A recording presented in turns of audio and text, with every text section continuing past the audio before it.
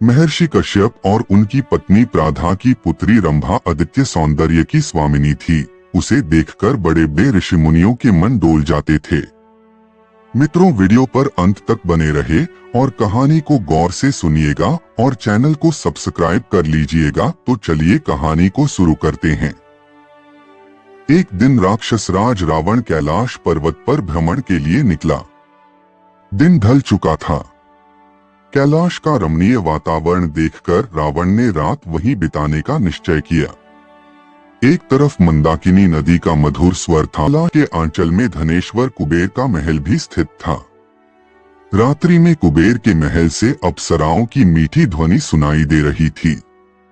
सुगंधित फूलों की महक ने रावण के मन में काम वासना का वेग उत्पन्न कर दिया। सहसा रावण की दृष्टि एक रूपसी पर पड़ी। ऐसे घोर अंधकार में इतनी सुंदर स्त्री, यह कौन है और रात्रि में कहां जा रही है? वह सोचने लगा। उस कन्या के शरीर पर चंदन का लेप था और बालों में कल्पतरु के फूल गुंथे थे। उसका यौवन देखकर रावण संयम खो बैठा। वह आगे बढ़ा और उसने कन्या का हाथ पकड़ लिया। सुंदरी, तुम कौन हो? रात्रि में अकेली कहां जा रही हो? रावण ने पूछा। कन्या डर गई। उसने रात के समय इस तरह किसी पुरुष के सहसा मिल जाने की कल्पना नहीं की थी। आप कौन हैं? उसने अपना परिचय न देकर रावण से प्रश्न किया और अपना हाथ छुड़ा लिया। मेरा नाम दशग्रीव है। मैं लंका का स्वामी और राक्षसों का राजा रावण हूँ। लंकापति का नाम सुनकर कन्या भयभीत हो गई। उसने लड़खड़ाती आवाज में पूछा, आप यहाँ क्या कर रहे हैं? तुम्हारी प्रतीक्षा, प्रिय, रावण ने निर्लज्जता से उत्तर दिया। मैं भयेकला था, लेकिन पर्वतीय पुष्पों की सुगंध और मनोहारी गीत संगीत ने मेरे भीतर काम का वेग उत्पन्न कर दिया है। संयोग से तुम दिखाई पड़ गई। तुमने अभी तक अपना परिचय नहीं दिया। मेरा नाम रंभा है, स्त्री ने कहा। मैं देवलोक की अप्सरा हूँ और देवराज इंद्र एवं धनेश्वर कुबेर की सभा में नृत्य करती हूँ।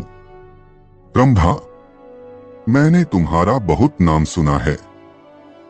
यह मेरा सौभाग्य है कि तुमसे भेंट हो गई। दशानन ने प्रसन्न होकर कहा। तुम अप्सरा और मैं राक्षसराज। तुम्हारा और मेरा अच्छा मेल बनेगा। ऐसा मत कहिए, रंभा ने सहमते हुए कहा। आप मुझसे आयु में बड़े और आदरणीय हैं। मेरी आयु पर मत जाओ, रंभा, रावण ने ठहाका लगाया। इस संसार में बहुत कम लोग हैं जो मेरी तरह कामशास्त्र में निपुण हैं। तुम मेरे साथ बहुत खुश रहोगी, परंतु मैं किसी और से प्रेम करती हूँ, रंभा ने सत्य कह दिया। हाँ हाँ, रावण ने फिर ठहाका लगाया। अप्सराएं कब से प्रेम करने लगी? प्रेम और निष्ठा सामान्य स्त्रियों का आभूषण है। तुम अप्सरा हो और तुम्हारा काम केवल पुरुषों मनोरंजन करना है। यह सही है कि अप्सराएं मनोरंजन का साधन हैं, किंतु यह गलत है कि उन्हें किसी से प्रेम नहीं होता। मैं सचमुच किसी से प्रेम करती हूँ, रंभा ने स्पष्ट कह दिया। रावण पूरी तरह काम वासना के प्रभाव में था। क्षमा कीजिए, किंतु आप मेरे लिए पिता तुल्य हैं। रावण की अनर्गल बातें सुनकर रंभा ने व्याकुल होकर कहा। आपको मुझसे ऐसी बातें करना शोभा नहीं देता। यह कहकर रंभा मुड़कर जाने लगी। ठहरो, पहले मुझे यह बताओ कि तुमने मुझे पिता तुल्य क्यों कहा? क्योंकि मैं आपकी पुत्रवधू के समान हूँ, रंभा सकुचाते हुए बोली। पुत्रवधू? तुम मेरी पुत्रवधू कैसे हो सकती हो? रावण ने आश्चर्य से पूछा। रंभा ने बताया कि वह यक्षराज कुबेर के पुत्र नलकूबर से प्रेम करती हूँ और कुबेर आपके सौतेले भाई हैं।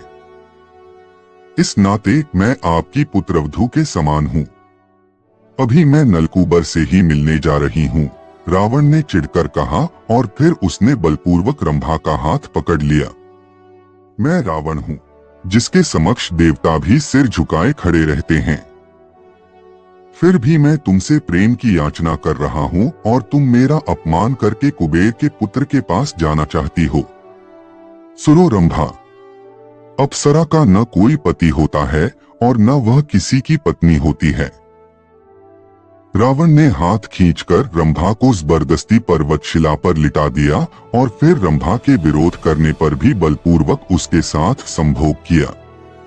रावण के भीतर काम का आवेग शांत हो गया तो वह रंभा को छोड़कर अपने शिविर में लौट गया। उधर रंभा रोती हुई नलकूबर के पास पहुंची। मैं निर्दोष हूँ, रंभा ने नलकूबर से कहा। मैंने रावण को यहाँ तक कहा कि मैं उसकी पुत्रवधू के समान हूँ, किंतु उस कामी ने मेरी इच्छा के विरुद्ध मेरा बलात्कार किया। रंभा की आप बीती सुनकर नलकूबर की आंखें क्रोध से लाल हो गई। उसकी भुजाएं फड़कने लगी। वह जानता था कि उसके लिए रावण से लड़ना या उसे परास्त करना तो संभव नहीं था, लेकिन यक्षराज कुबेर का पुत्र होने के नाते नलकूबर इतना भी विवश नहीं था। नलकूबर ने हाथ में जल लिया और विधिपूर्वक आचमन करके कहा, रंभा, उस कामी और धूर्त रावण ने जबरदस्ती तुम्हारे साथ बलात्कार किया है। इस अपराध के लिए मैं रावण को शाप देता हूँ कि वह फिर कभी किसी स्त्री के साथ उसकी इच्छा के विरुद्ध संभोग नहीं कर सकेगा। यदि उसने ऐसा किया तो उसके सिर के टुकड़े टुकड़े हो जाएंगे। कहा जाता है कि इसी डर से रावण राम की पत्नी सीता को छूने का साहस नहीं कर सका। रावण ने रंभा के साथ बलपूर्वक संभोग कर लिया था, किंतु उसे जब नलकूबर के शाप का पता चला तो वह बुरी तरह घबरा गया। उस दिन के बाद से रावण ने परस्त्रियों के साथ बलात्कार करना छोड़ दिया। कहते हैं कि रावण ने सीता को भी 1 वर्ष तक लंका में बंदी बनाकर रखा। वह सीता को डराता रहा, किंतु नलकूबर के शाप के भय से रावण ने सीता को कभी स्पर्श नहीं किया। वैसे यह पहला या आखिरी अवसर नहीं था जब एक अप्सरा के कारण किसी को शाप मिला था। अप्सराओं का अभूतपूर्व सौंदर्य किसी न किसी के लिए संकट का कारण बनता रहता था।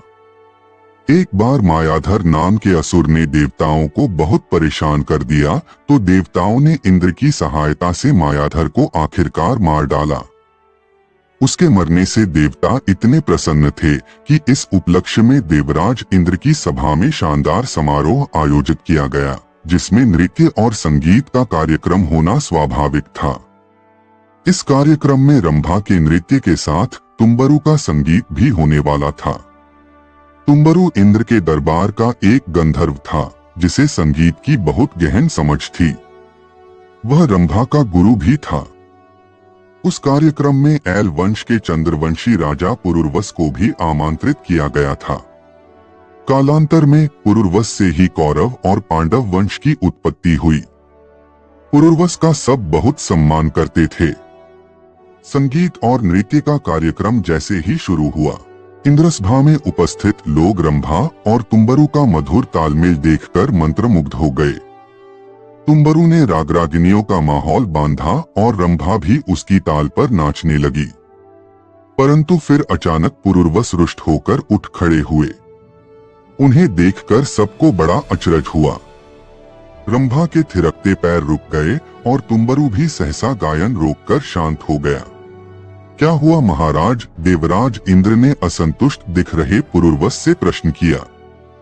अभी तो कार्यक्रम शेष है, आप उठ क्यों गए? देवराज, मैं यहाँ और नहीं बैठ सकता। क्या आपने मुझे यह त्रुटिपूर्ण नृत्य देखने के लिए आमंत्रित किया था? पुरुरवस ने रंभा को घूरते हुए इंद्र से कहा।